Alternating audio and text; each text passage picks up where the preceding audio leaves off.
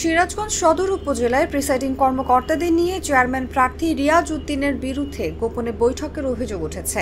এই অভিযোগে হঠাৎ জেলা উপজেলা প্রশাসন হাজির হলে ঘটনাস্থলে ছোটাছুটি শুরু হয়। রোববার রাত 10টার দিকে সিরাজগঞ্জ সদর উপজেলার কালিয়া হরিপুর ইউনিয়নের বনবাড়িয়া কাদাই পার্কে ঘটে এই ঘটনা। স্থানীয় সূত্রে জানা গেছে, রাত 9টা থেকে চেয়ারম্যান প্রার্থী রিয়াজ উদ্দিন কিছু ভোট কেন্দ্রের প্রিসাইডিং কর্মকর্তাদের নিয়ে গোপন বৈঠক করছিলেন। পরে বিষয়টি জেলা নির্বাচন কর্মকর্তা ও উপজেলা প্রশাসনকে জানানো হয়। এরপর তারা ঘটনাস্থলে এলে রিয়াজ উদ্দিন ও তার লোকজন পালিয়ে যান।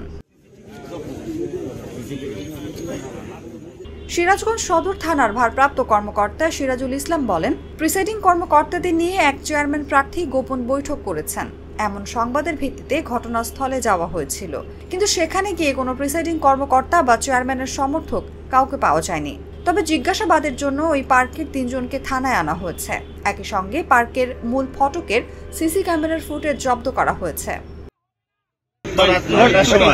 আমরা একটা নিউজ পাই যে এখানে গোপন মিটিং করতেছি। সেই গোপন মিটিংটা করার জন্য আমি তাৎক্ষণিকভাবে পুলিশ সুপার জেলা প্রশাসক মহোদয়কে অবহিত করি।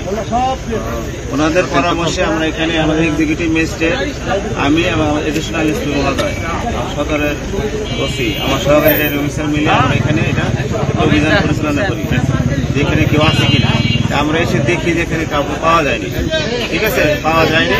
জেলা নির্বাচন কর্মকর্তা মোহাম্মদ শহীদুল ইসলাম জাগো নিউজকে বলেন, বিষয়টি জানার পর আমরা ঘটনাস্থলে গিয়েছিলাম, তবে কোনো প্রার্থী বা প্রিসাইডিং অফিসারকে পাইনি।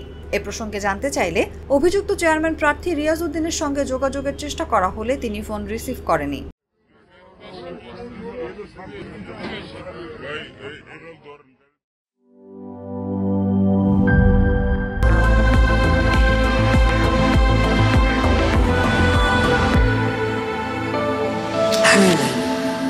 Be a show stealer.